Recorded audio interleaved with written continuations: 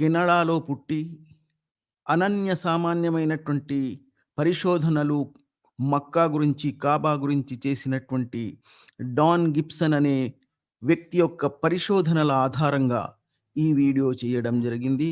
దీనితో పాటు షెరియాన్ సోఫియాన్ అనే ఒక యూట్యూబర్ చేసినటువంటి ఒక వీడియోలోని కొన్ని విషయాల ఆధారంగా ఈ వీడియో మీ ముందు తీసుకురావడం జరిగింది. కావున ఈ 2 వ్యక్తులకు మనస్ఫూర్తిగా కృతజ్ఞతలు తెలుపుకుంటూ ఈ వీడియోను ప్రారంభిద్దాం. వీడియోల యొక్క లింక్స్ కూడా నేను దీని యొక్క డిస్క్రిప్షన్‌లో ఈ వీడియో యొక్క డిస్క్రిప్షన్‌లో వేయడం జరుగుతుంది. ఆ వీడియోలు కూడా మీరు చూడండి. ఇస్లాంలో అత్యంత ప్రధానమైనటువంటి విషయాలు అల్లాహు, ఖురాన్ అన్న ఈ గ్రంథం మరియు ప్రవక్త మొహమ్మద్. వీటితో పాటు అతి ప్రాధాన్యత సంచరించుకున్నటువంటి స్థలం మక్కా. ఈ మక్కా నగరం, అక్కడ స్థాపించబడినటువంటి కాబా అనే కట్టడం ఇస్లాంలో అతి ప్రాధాన్యత సంచరించుకున్నటువంటి స్థలం. ఈ మక్కా నగరం ముహమ్మద్ యొక్క జననం, ముహమ్మద్కు ప్రవాచకత్వం లభించినటువంటి స్థలం, కాబా అన్న కట్టడం నిర్మింపబడడం, ఈ వీటితో పాటు మక్కాకు ఇంకా కొన్ని ప్రాధాన్యతలు ఇస్లాంలో సూచించబడ్డాయి. 6వ శతాబ్ద కాలఘట్టంలో అతి ప్రధానమైనటువంటి వ్యాపార కేంద్రంగా, ఎంతో మంది ప్రవక్తలు జనించి అక్కడే మరణించి ఖననం చేయబడ్డ స్థలంగా కూడా ఇస్లాం దాన్ని ఒక ప్రముఖ స్థలంగా విశ్వసిస్తూ ఉంటుంది. ప్రపంచంలోని ఏ దేశంలోనైనా నిర్మించబడినటువంటి మస్జీదులలో ఆ లోపలి భాగంలో మెహరాబ్ అన్న ఒక నిర్మాణం ఉంటుంది. దానికి అభిముఖంగా నిలబడిన తర్వాతనే ముస్లింలందరూ తమ యొక్క ప్రార్థనను ఆ మెహరాబ్కు అభిముఖంగా నిలబడి నిర్వహిస్తూ ఉంటారు. నమాజ్ నిర్వహిస్తున్నటువంటి వాళ్ళు కూడా తమ యొక్క ముఖాలను ఈ కాబా వైపు త్రిప్పి నిర్వహిస్తూ ఉంటారు. మరి ఇంత ప్రాధాన్యం సూచించే ఈ మక్కా కాబా గురించి గాని ఖురాన్లో కేవలం ఆ పదాన్ని 2 సార్లు మాత్రమే ఖురాన్ ప్రస్తావించింది. ఒకసారి బక్కా అని, మరోసారి మక్కా అని. దాని తర్వాత ఆ మక్కా నగరానికి సంబంధించినటువంటి వర్ణనలు చెప్తూ ఆ మక్కా ఉమ్ముల్ ఖురా అని చెప్పడం జరిగింది. ఉమ్ముల్ ఖురా అంటే నగరాలకే నగరం అని. మరి అలాంటి పెద్ద నగరం, ఒక వ్యాపార కేంద్రంగా వెలసిల్లినటువంటి ఆ మక్కా గురించి చెప్తున్న ఈ మక్కా నగరాన్ని ఉమ్ముల్ ఖురాగా ప్రస్తావించినటువంటి ఖురాన్ అంటే వ్యాపార కేంద్రాలకే అమ్మ లాంటి నగరం అని వర్ణించినప్పటికీ ఏడి 700 కంటే ముందు అసలు వ్యాపారం కేంద్రం కాదు కదా. ఏడి 700 కంటే ముందు వ్యాపార కేంద్రం కాదు కదా, అసలు మనిషి సంచారమే అక్కడ లేదని, మనుషులు వాడినటువంటి ఏ ఒక్క వస్తువు కూడా పురావస్తు శాఖకు లభ్యం అవ్వలేదని ఎంతో మంది పురావస్తు శాస్త్రజ్ఞులు వ్యాఖ్యానించారు. దొరకలేదు. కెనడాలో పుట్టినటువంటి డాన్ గిబ్సన్ అనే వ్యక్తి అక్కడ తన యొక్క ప్రాథమిక విద్యాభ్యాసం అభ్యాసించిన తర్వాత చిన్నప్పటి నుంచి తనకున్నటువంటి ఆసక్తిని కార్యరూపం దాల్చడానికి ఆయన అరబియా దేశంలో కాలీడారు.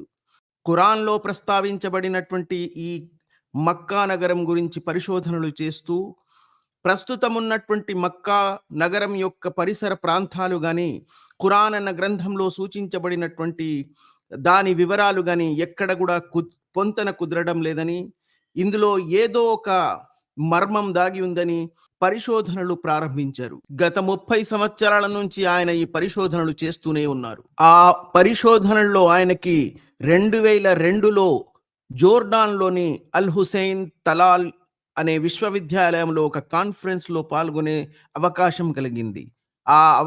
ఆ కాన్ఫరెన్స్లో ఆయనకు సౌదీ అరేబియా మరియు జోర్డాన్కు సంబంధించినటువంటి కొంతమంది పురావస్తు శాస్త్రజ్ఞులతో మాట్లాడే అవకాశం కలిగింది.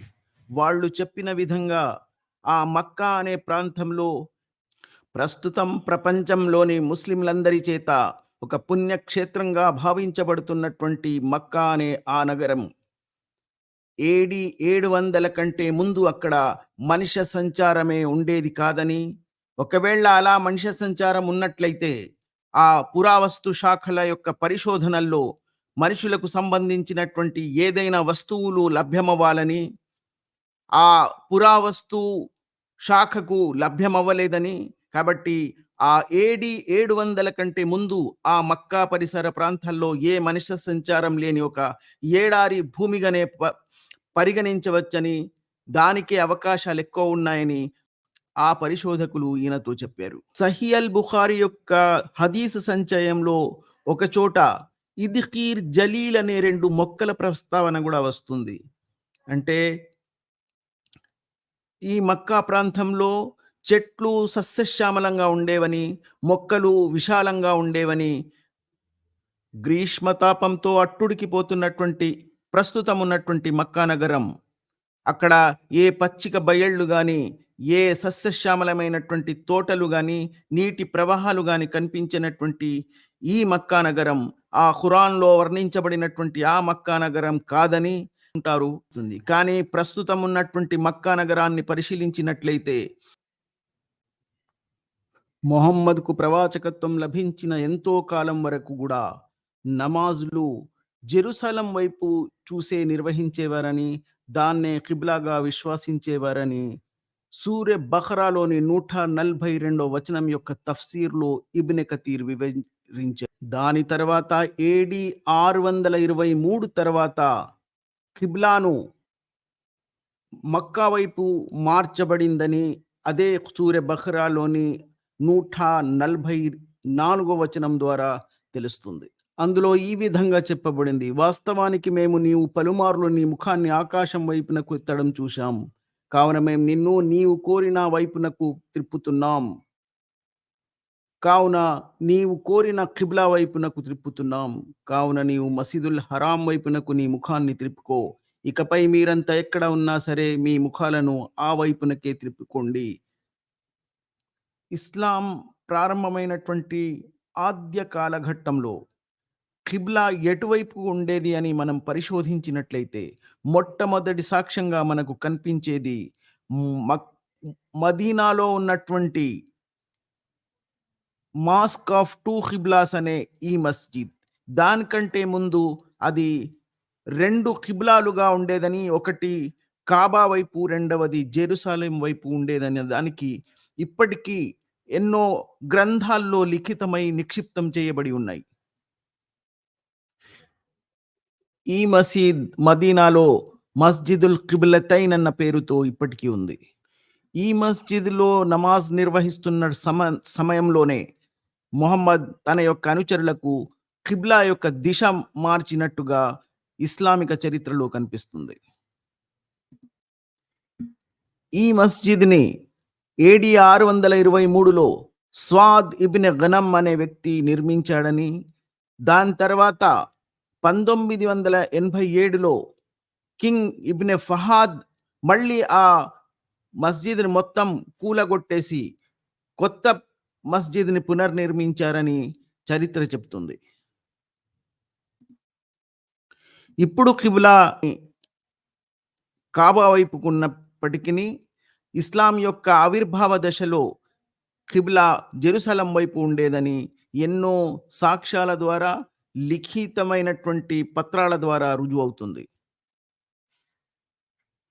ఈ విషయాన్ని నిరూపించడానికి ప్రపంచంలో ఇప్పటికీ 11 మస్జిదులు వివిధ దేశాల్లో నిర్మించబడి ఉన్నాయి. అందులో కొన్నిటిని పునర్నిర్మించి దాని దిశలు మార్చడం జరిగింది. కానీ కొన్ని మాత్రం ఇప్పటికీ ఆ దిశలోనే ప్రవర్తిస్తున్నాయన్నది వాస్తవం. దీనికి ఎన్నో లిఖితమైనటువంటి సాక్ష్యాలు గూడా లభ్యమవుతాయి. ఈ 11 మస్జిదులు స్థి స్థితి చేస్తున్నటువంటి దేశాలు China, Egypt, Lebanon, Jordan, central Jordan, Yemen, Israel, Jerusalem, West Bank, Iraq. ఈ ప్రాంతాల్లో ఈ మసీదులు నిర్మించబడ్డాయి. కానీ అందులో చాలా వాటిని పునర్నిర్మించి దిశలు మార్చేశారు. కానీ దాని దిశ వేరే వైపు ఉండేదని లిఖితమైనటువంటి సాక్ష్యాలు ఎన్నో లభ్యమవుతాయి. కానీ కొన్నిట్లి దిశ మార్చకుండా ప్రస్తుతం ఆ పాత దిశలతోనే ఇప్పటికీ స్థితి చేస్తున్నాయి. అందులో కొన్నిటిని ఆ చిత్రాలతో సహా వివరాలు మీకు ఇక్కడ నేను చూపించడానికి ప్రయత్నిస్తాను. ఈ మసీదు నిర్మాణాలన్నీ డాన్ గిబ్సన్ సందర్శించి జీపీఎస్ సంవిధానం ఉపయోగించి దాని యొక్క దిశలను కూడా ఆయన పరిశోధించారు. ఆయన చేసిన ఆ పరిశోధనల యొక్క ఫలితం ఏమిటో ఒక్కసారి చూద్దాం.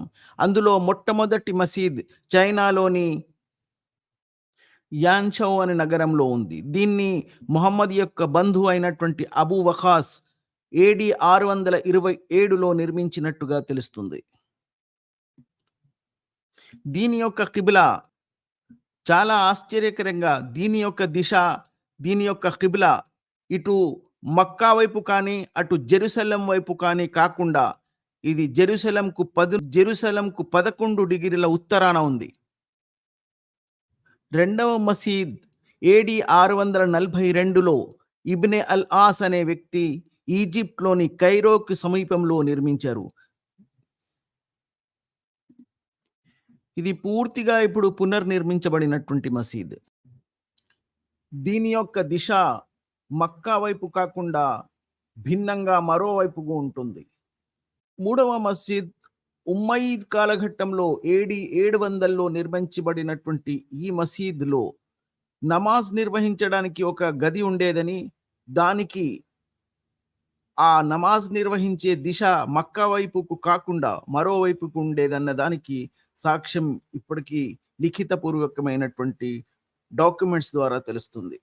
నాలుగవది లెబ్నాన్‌లోని బార్బెక్ నగరంలో నిర్మించబడినటువంటి ఈ అసంపూర్తిగా వదిలివేయబడిన మస్జిద్ యొక్క అవశిష్టాలు ఇప్పటికీ ఉన్నాయి. ఆశ్చర్యజనకంగా ఈ మస్జిద్‌లోని దిశ కూడా మక్కా వైపు కాకుండా మరోవైపుగా ఉంటుంది. ఐదవది జోర్డాన్‌లోని అమ్మాన్‌లో ఉమ్మయ్యిద్ కాలఘట్టంలో ప్రారంభ కాలంలో నిర్మించబడినటువంటి ఈ మసీద్ దాని తర్వాత పునర్నిర్మించబడినప్పటికీ దాని ముందు దిశ మక్కా వైపు కాకుండా మరోవైపుగా ఉండేదన్నది ఆశ్చర్యం.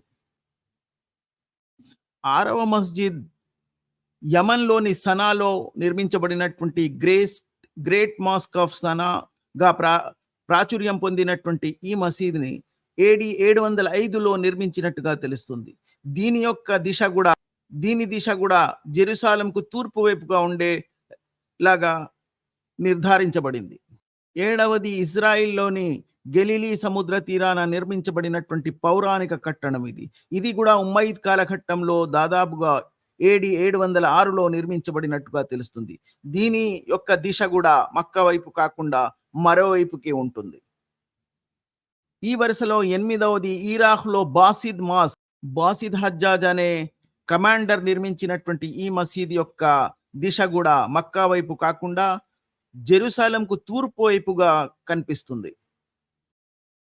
తొమ్మిదవది జెరూసలం లోపల ఉన్నటువంటి టెంపుల్ డోమ్‌కు పక్కన ఉన్నటువంటి మసీద్ ఇది.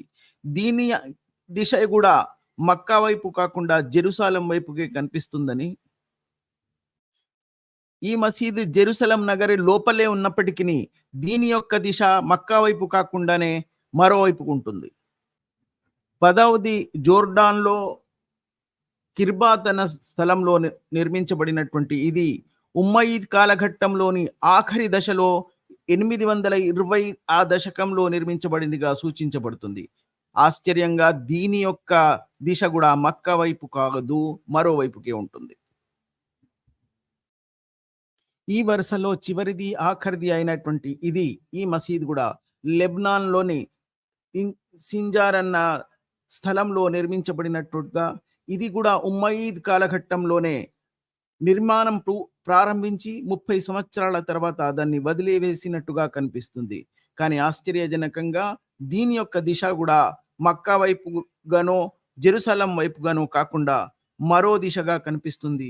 చాలా అద్భుతంగాను ఆశ్చర్యజనకంగాను ఉండే ఒక విషయం ఏమిటంటే, ఈ 11 మస్జిదుల యొక్క కిబ్లా దిశను మనం ఒక పేపర్ పై గీసి దాన్ని యొక్క దిక్సూచి దాని యొక్క దిశ పరిశీలించినట్లయితే ఆ 11 మస్జిదులు కూడా కలిపి ఒక నగరం వైపుకు దాని యొక్క కిబ్లా దిశను సూచిస్తూ ఉంటాయి.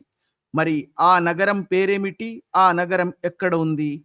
నిజంగా ఇస్లాం ఉద్భవించింది ఆ నగరంలోనేనా అని మీరు తెలుసుకోవాలనుకుంటే మరో వీడియో కోసం వేచి ఉండండి. ఆ వీడియోలో ఆ నగరం ఏదో, నిజంగా ఇస్లాం అక్కడే ఉద్భవించిందో తెలియజెప్పడానికి ప్రయత్నిస్తాను. అప్పటి వరకు జై హింద్, జై భారత్.